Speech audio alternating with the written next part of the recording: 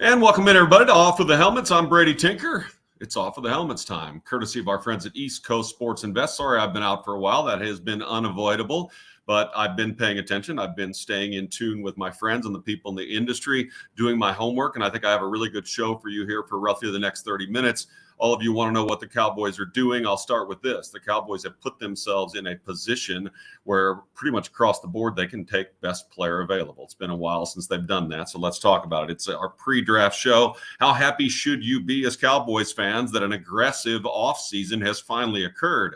Stephen and Jerry, sometime back, mostly Stephen, decided these expensive free agents and or these silly trades for first-round picks were bad news, were poison of some sort, and just stopped everything. But now they had an effective, well-planned off-season, and they made a couple of big acquisitions and some big re-signings, and this is a good football team. So let's talk Cowboys draft that comes up on April 27th through the 29th, next right here on Off with the Helmets. The graphic's going to come down. It's going to look really cool. So the offseason, which your Cowboys most often have ignored in the last 10 years because of wide receiver Roy Williams or Joey Galloway or wounds from the past. Listen, most of the wounds that this Cowboys team and the Joneses have incurred, they've put upon themselves. But they have gone from careless to overly cautious, certainly in the last 7 or 8 years, but they've also allowed Will McClay to put together a great scouting department and run things as he sees fit right up until the time when it's time to push the button. But Will McClay is one hell of an asset for this football team, and you're seeing that in the last 5 or 6 years worth of drafts. I think we'd all have to agree. So the signings that have occurred that have allowed this Cowboys team in a couple of days to go to the NFL draft and just be wide open. If they want to, they can move up, which would most likely be for a running back. I'm not sure that I'm for that, but we'll get into it. If they want to, they can certainly move back. I think their assessment is that from pick 25 to 40, there are a lot of the players that fall into a category of about the same talent or ability. So maybe a trade back is a possibility. I'm not going to broach much of that in my picks today, but note that it is a possibility that they go either way. And it's good news because for the most part, you'll like this roster right now.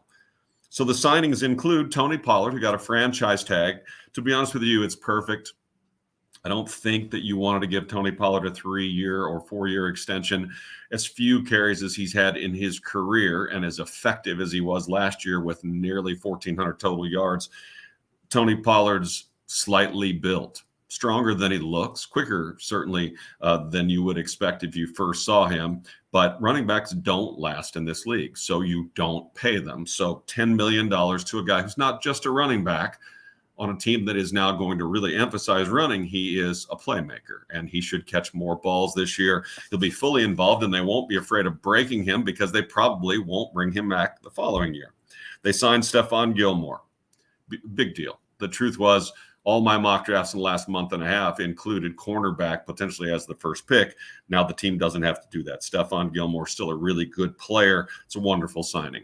Then they signed Brandon Cooks, the wide receiver who has played for at least 2 Hall of Fame quarterbacks, and his numbers are decent. And I still believe, even at his age, that he can blow the top off an offense and run 60 yards down the field. As a matter of fact, it's one of his best things when he doesn't have a safety on him is to go deep and catch a deep pass. He's not great, but he is good. He is a big play player. And maybe at this point in his career, because if you sense a little angst for Brandon Cooks with me, it's just kind of because he's carried this reputation around as kind of not a prime time player. That's why the 2 Hall of Fame quarterbacks he played for had good years with him or multiple good years with him and then let him walk, didn't have any problem with him walking. He's a little iffy on third downs across the middle, et cetera, but that's not what you brought him here for. You brought him here because you had a hole. And at this point in his career, he seems to be grateful to be here, so I'm happy about that. You re-sign Cooper Rush, may not seem like a big deal, but you do remember the first 6 games of last year, and so do I. You'll like this one. Re-sign Dan Quinn. Fantastic. Maybe the biggest offseason signing there is. Dan Quinn has turned this defense, and I'll get more in depth, into basically the 30th ranked defense to the 14th ranked defense to the 8th ranked defense. And not only are they ranked well, They did a good job limiting points, and they have led the NFL back-to-back seasons in turnovers. And the first year it was tons of interceptions because Diggs went crazy. Last year was tons of fumbles. So there are people saying, well, those numbers aren't sustainable. Sure, whatever it was, 15, 16 fumble recoveries aren't sustainable. But it's a get the ball, see the ball, put your eyes on the ball group of guys who understand what Dan Quinn wants. This is a team that will continue to force turnovers, and that's a big deal in this league, especially as you play good teams. They also signed Donovan Wilson, the Texas A&M kid. Probably should have got a contract a couple of years ago, a little bit sooner, but I'm very happy he's back. They bring back Leighton Vander Esch as well. What a ride this has been. From the Wolfpack in his rookie year to he can't play, his back and neck are screwed, to, you know what? Dan Quinn's getting the most out of him. He understands this defense very well, and he really played well last year, and it's a one-year contract. So I think it's thrilling, honestly. I think it's exactly what they should have done. LVE is a good player on a really good defense that keeps people in the right position. He was number 2 on the team in tackles. By the way, Donovan Wilson was number 1.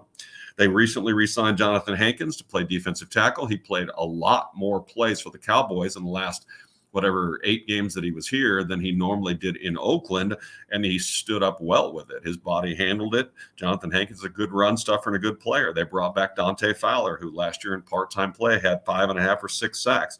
So all of those are good signings, and there are some other smaller ones, but those, they addressed cornerback, needed to be addressed. They addressed wide receiver, needed to be addressed.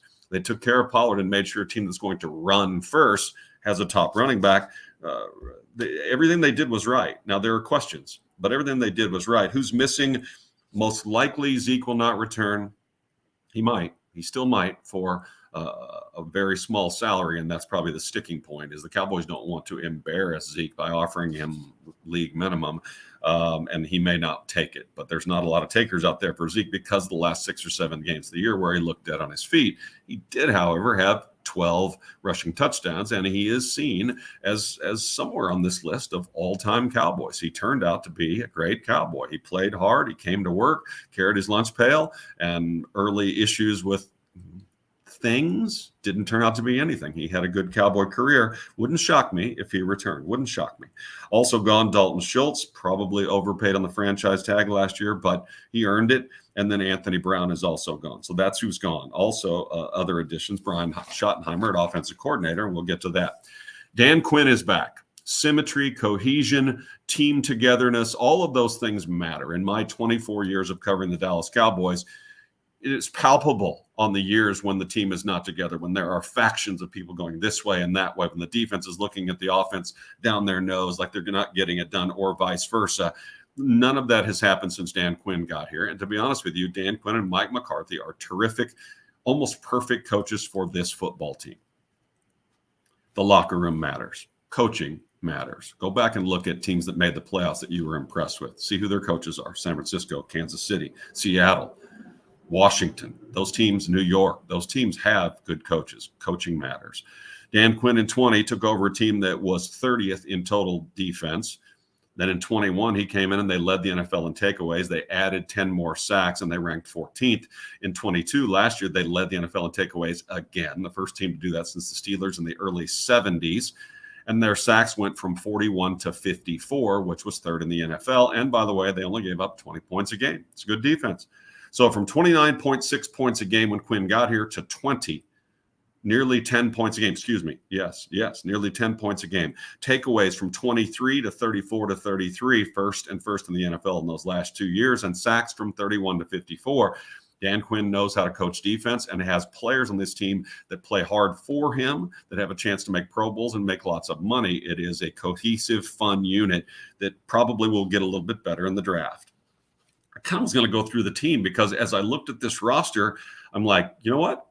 I don't see too many holes. So however you feel about Dak, it doesn't really make any difference. What McCarthy's going to try and do is make this a simpler, more cohesive offensive unit. And I'm going to get to that.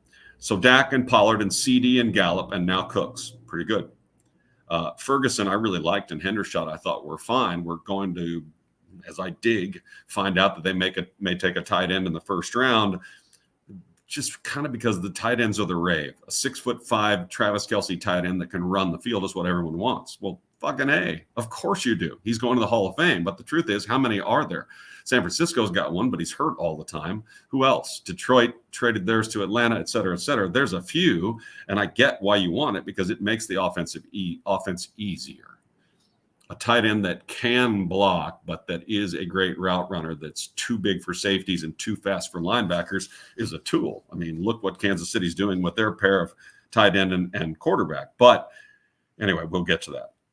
So Ferguson, a tight end with Hendershot and maybe a draft pick. Left tackle at this point, I anticipate Tyler Smith, last year's rookie, who had a very good rookie year, is at left tackle, but they may start with Tyron Smith, who is returning, and move, if they need to, Tyler Smith back to left guard because there's an opening. Center is Tyler Bidays. Right guard is all-world Zach. And right tackle, Terrence Steele had the injury, but is back and is already 100%. So pretty good. Just need some more depth at tackle and really on the offensive line. Best player available. Defense, Tank and Dorrance and Leighton Vander Esch and Micah Parsons and Jabril Cox and Osei Odighizu and Neville Gallimore. Dante Fowler returns. Sam Williams was kind of a good-looking rookie last year. Got upside. Hankins is back as well. Cornerback was an issue, but now when I look at Stephon Gilmore, Jordan Lewis, Deron Bland, and Tavon Diggs, I'm like, okay, that's not a first-round need anymore. I don't see needs. Last year, the whole draft was needs, or at least the first 3 or 4 picks, and it worked out pretty well. Kudos again to Will McClay. Dan Quinn returns, and so do his playmakers. Micah and Tank and Dorrance and Curse and Wilson and Hooker and Diggs and now Stephon Gilmore. Those are playmakers. When you look at the Final Four, we did a show at the end of the season after the Super Bowl was over, and we said the Final Four teams where the Cowboys want to be, what did they have that was so much better than the Cowboys, or that clearly was better? And it was more impact players. Period. And health, et cetera, et cetera. But the truth was, when you lined them up and you looked at San Francisco, Kansas City, blah, blah, blah, blah, blah, blah, Cincinnati, whatever it was, you looked at those teams, you're like, they got more good players than our team does. They do. You want to go to quarterback, but I'm just telling you, more good players and more playmakers is what this team still needs. This is a good team. Good coaching. So the needs for the draft: offensive line, offensive tackle, offensive guard. I don't really give a damn. You have an opening at left guard, and McCarthy is going to have a detailed, tightened ship on offense. That's what this is about. And he sort of wanted to do it when he first got here, but that would have been tough in his first year. Everyone loved Kellen, especially the Cowboys, especially the two Joneses. And so they kind of went with it. And the Cowboys scored a lot of points. Statistically, they were pretty good almost every year under Kellen, but not in the playoffs, not when it mattered. And there were too many great games and too many clunkers that went back to both the offensive coordinator and the quarterback. So McCarthy's grabbing hold of this, and you saw in weeks essentially 1 through 6 last year when they said, you know what, this is a defense-first operation. We're going to play defense. We're going to run the football. We're going to punt the football, and we are going to not make mistakes. We're going to tighten things up. There's going to be an exactness to our offense. That's what they did weeks 1 through 6, and it served them well. They didn't go under when Dak Prescott wasn't playing. They survived. They thrived, to be honest with you, in a very conservative offense with a backup quarterback. And McCarthy had his fingerprints all over that. And that is really what propelled him to say, okay, I did what you wanted.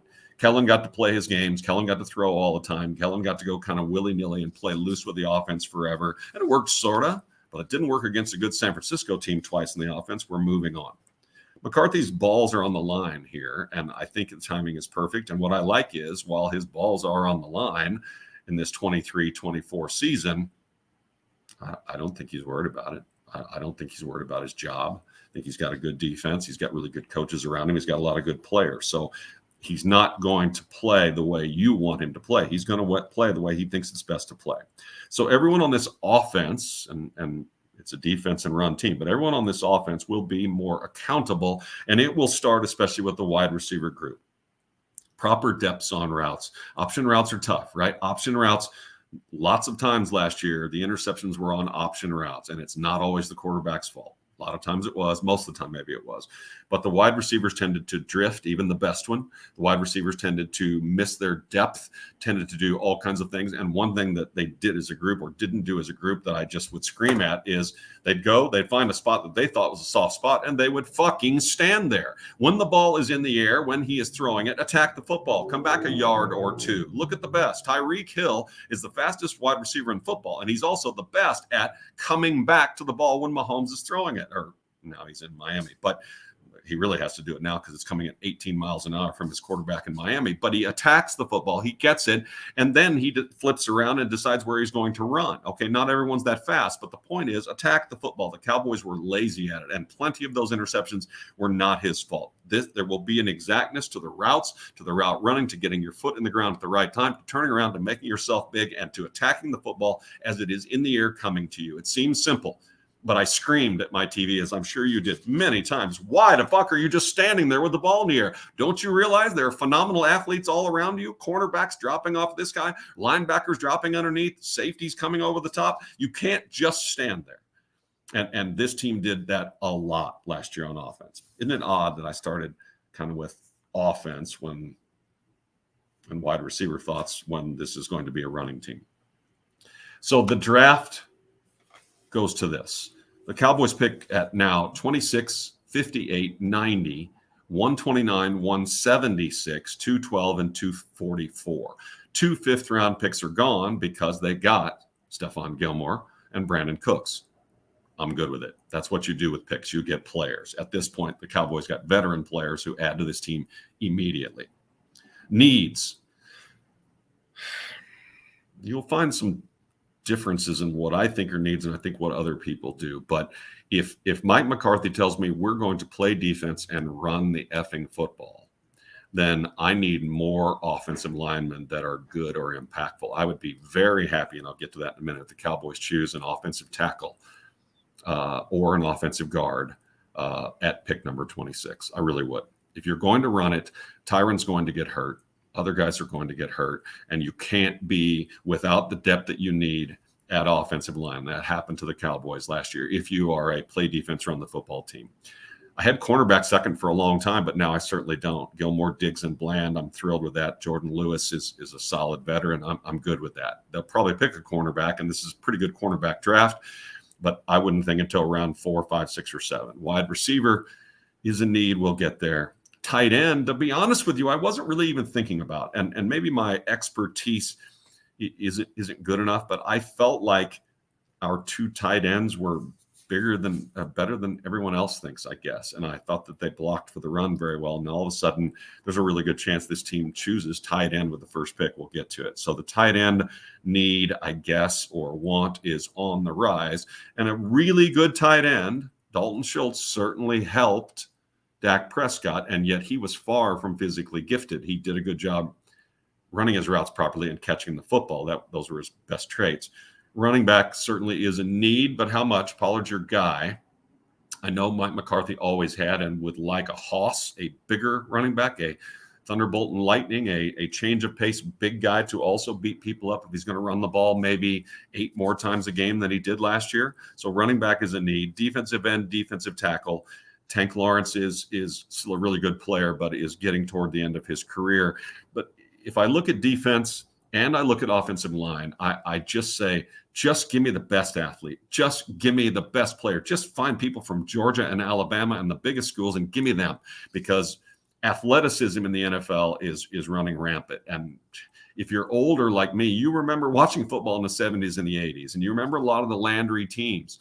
I mean, they executed. They were really well coached, but they weren't necessarily the most athletic teams in the world. Maybe the teams that won the Super Bowls were, but they weren't always the most athletic teams. This league is now a league full of monsters, no matter what size or position you play, from safety to linebacker to defensive tackle to defensive ends. And for the most part, they can all run, they can all jump, they're all fast, and they're all mean as shit if they're actually good in this league. So go get me the best athletes. Because again, the teams that made the Final Four had the most good athletes, had the most people running around making plays. Defensive end, defensive tackle, playmaker, linebacker. It's like, man, how many linebackers are on the field for this team playing defense? Parsons is essentially always on the field, and Van Der Esch, and that's it. So 2, a lot of times 1. So linebacker, but I guess so, because Van Der Esch probably doesn't come back. And again, back to, if there's a linebacker who is a massive playmaker, yes, please, just bring him. So needs, only thing I say is a need, to be honest with you, is offensive line. You're going to run the football. There's not a lot of depth here, and Tyron Smith potentially is the starting left tackle again. Needs are left tackle, left guard, athletic offensive lineman, probably 2, please, maybe 3. Lately, I've been hearing the Cowboys thinking about trading down. Their thoughts are that pick 26, say let's say pick 25 to 40. There are a bunch of good players in there that they really like who have all roughly have the same value. It will not shock me if the Cowboys trade down. It will not shock me. There's a couple of teams that might trade up. The Raiders might trade up. The Chiefs might trade up. Some others might trade up to 26, where the Cowboys could drop to 31 with the Chiefs, or 30, obviously, last with the Chiefs in the first round. Don't know where the Raiders' second pick is, but the Cowboys wouldn't mind moving from 26 to 30 to 32, 33, 34, and picking up a third or a fourth as well. And if you think, man, the league is made up of great first rounders, you're right. But more and more, because of the athleticism, think about last year. Sam Williams was pick 56. Pretty athletic, good player. I think he's going to be a good player. Jake Ferguson, pick 129. Deron Bland, pick 167. Damone Clark, who you are really going to appreciate when you see him more this year, pick 176. So those are valuable 4th, 5th, and 6th round picks. I hate first round running backs, especially the way things are trending. And I'll give you the simple stat. None of the last 10 Super Bowl champions have paid a running back over $1.9 million. Running backs don't last. They get hurt. And the more athletic these young running backs are, look what the Chiefs did with the 7th round pick at running back. The more athletic these running backs are, the more you can pop them in, use them for a year or two, and move them along and save some money at the position. I think that's kind of what's going on. However, at pick 26, if you haven't moved up already, at pick 26, if Bijan Robinson from the University of Texas is there, it checks every box in the world. 1, it's a local hero story that we love. He went to Texas. 2, he comps at a healthy young Saquon Barkley, only maybe even better. Use him like Deebo Samuel, where he gets runs but lines up and catches passes all the time. There's nothing this kid can't do.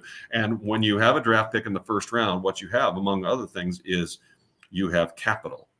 And pick 26 has a certain value to it, right? If you go through and study drafts across the board, like my guy Jeff Dawson does, who owns East Coast Sports Invest, and just breaks it down. A lot of these guys will give every pick, not every player, but every pick, a certain value or a certain point system, right? So, and that's how the Cowboys would do it. If pick 26 is worth 650 points, if they can return 725 points and also pick up 1 or 2 more picks, then a lot of times they will do that if they're interested in moving back. That is how it works.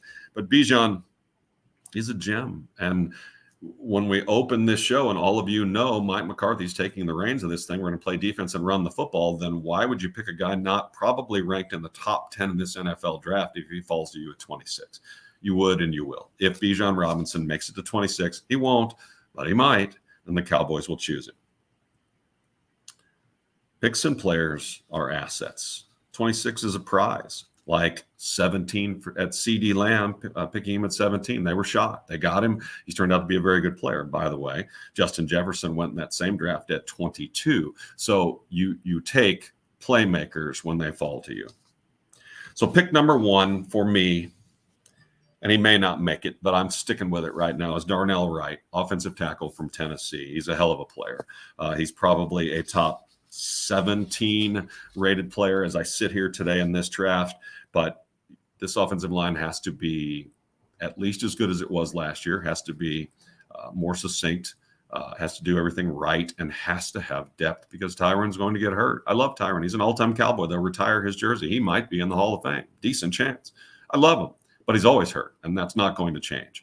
And you also had Terrence Steele last year get hurt. So injuries happen in this league where these giant men are blocking and people are falling at their legs all the time. You know it. And if this is going to be a defense run team, you better get some more damn offensive linemen in here. You didn't do that in free agency. I love Darnell Wright, offensive tackle, Tennessee.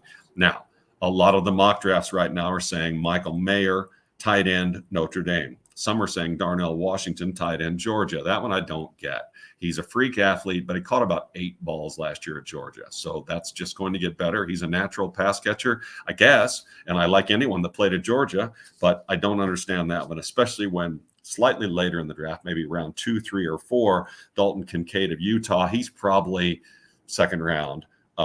He's a really good player and a really good pass catcher. And then I love Luke Musgrove from Oregon State. That might be a 3rd or 4th round pick. If you want another tight end, I'd rather choose those names later in the draft and be certain that they are really good pass catchers, which they are. Still staying with pick number 1. So Darnell Wright, offensive tackle, Tennessee, Michael Mayer, tight end, Notre Dame, or defensive end, Myles Murphy. Probably not going to make it, but let's put him on the list again and say, if Myles Murphy is there at 26, it will be a gift, and the Cowboys will snap him up. Clemson, 4.5 40, 6'5", 270. There's nothing he can't do. And another one that falls into that category is Nolan Smith from Georgia, also a defensive end. If any of those guys, Murphy or Nolan Smith, are there, or Darnell Wright, they're taking them. Don't be surprised if Michael Mayer is the pick, Notre Dame tight end. Won't be my favorite pick, but that's what I hear. Second round, pick number 58, tight end Sam Laporta is another one that I like. From Iowa, 60 catches, 650 yards, 20 broken tackles. That's a ridiculous number, and I went and looked it up again. In 2022, he caught 59 passes and broke 20 tackles. That's a big number. That's an impactful type player. Defensive end, Felix Undike Uzoma at Kansas State. Now, I should know his name better because I finished my college career at Kansas State, and he's a hell of a player. He was everywhere for an underrated team that just kept getting better and supplanted themselves in the top 20. Nobody thought Kansas State was good, and that kid right there, Felix Undike Uzoma, a defensive end, was a hell of a player, and he was Big 12 Defensive Player of the Year, which tells you plenty. DeMarcus Lawrence is getting older. I love that kid. If that's the pick, I'm good with it. Also, linebacker Dayan Henley from Washington State, rated at this point in drafts as the 4th best off-the-ball linebacker in the draft. Dayan Henley could be there. And if Cedric Tillman is there in the 2nd round from Tennessee, and he might be, I'm interested in that too. That's a really, really good player. In the 3rd round at pick number 90, Nathaniel Dell from Houston. This is a wide receiver. If you haven't watched him or you aren't keeping up, he has excelled. He had a good year. He had a really good year. He's small, 5'8", 165, so he's a slot. The Cowboys could kind of use a slot, right? They're going to move CD around.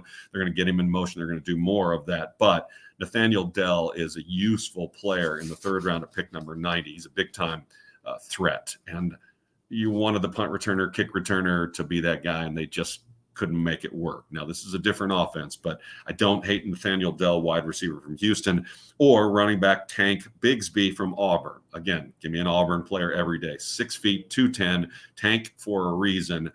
McCarthy wants a hoss to play off of his smaller running back, so Tank Bigsby is another name to watch.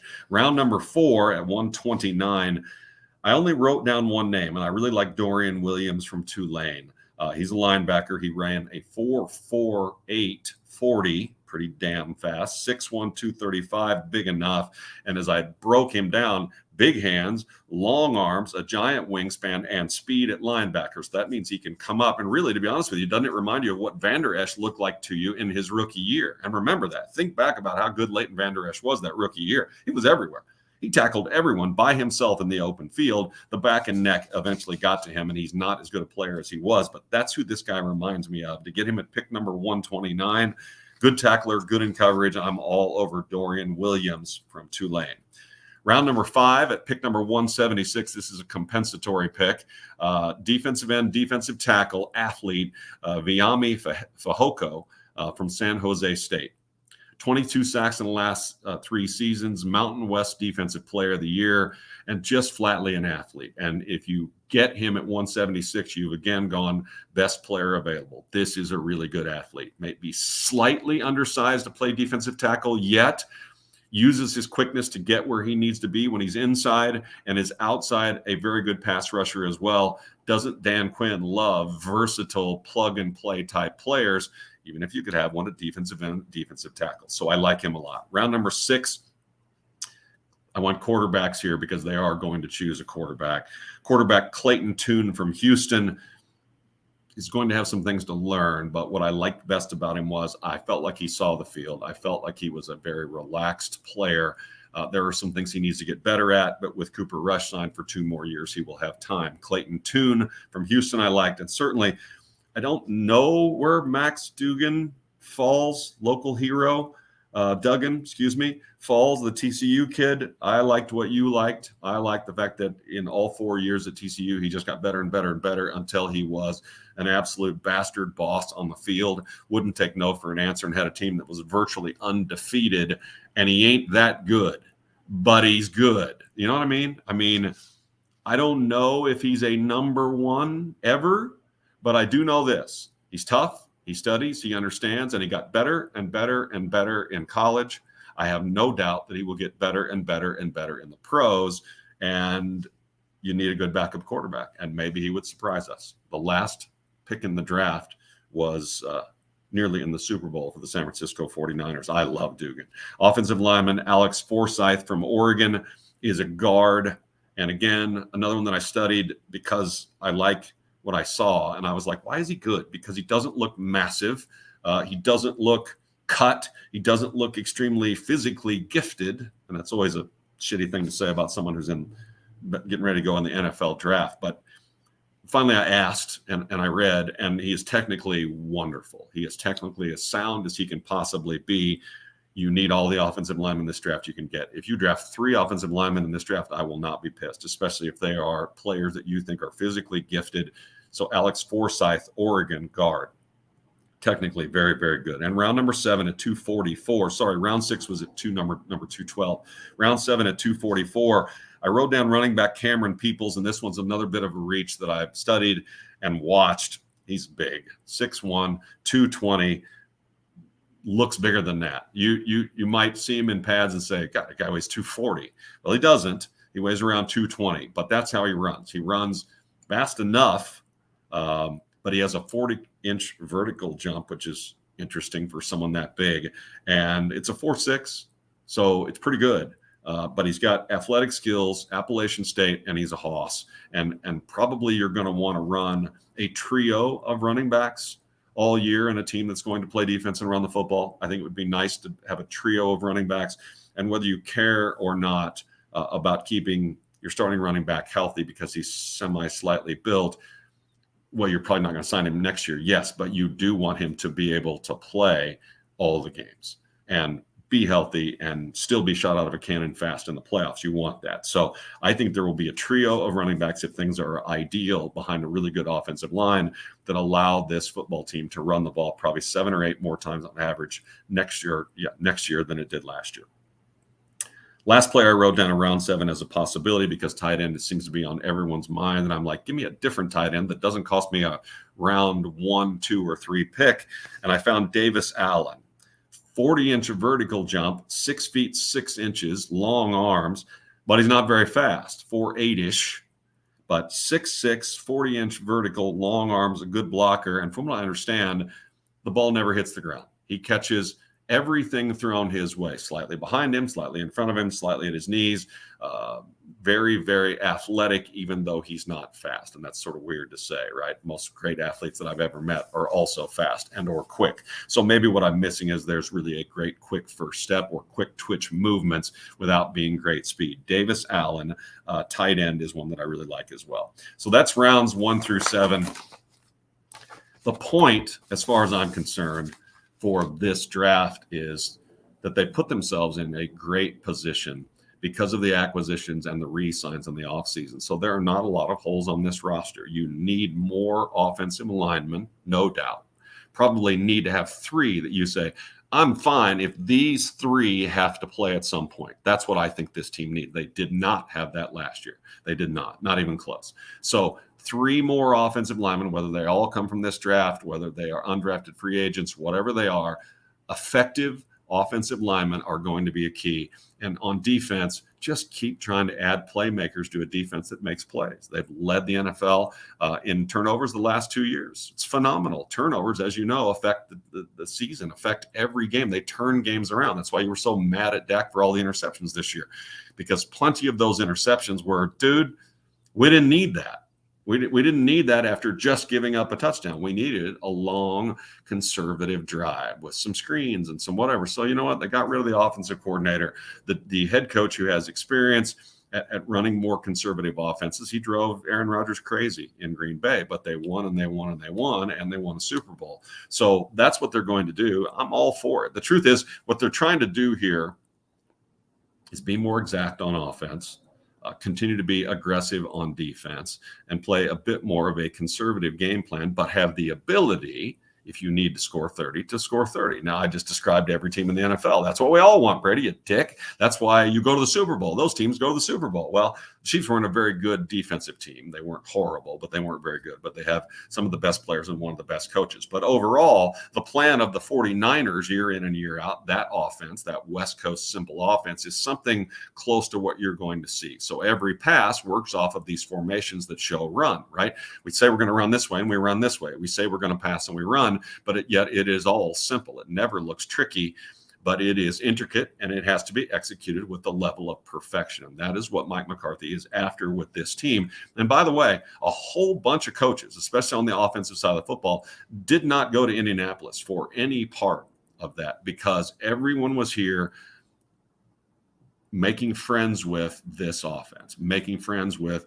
the theory, the mindset, the execution, the exactness of what this offense is going to be. Mike McCarthy, I think, is ready. And I think this, I'll tell you what, the great thing about the draft is they really can't fuck it up as far as I'm concerned, and they won't, because Will McClay really is good at his job. Jerry is doing a better job staying out for the most part. Steven and those guys, they trust their scouts. They trust Will McClay. They trust their process. And they're probably, remember this, they're picking at 26.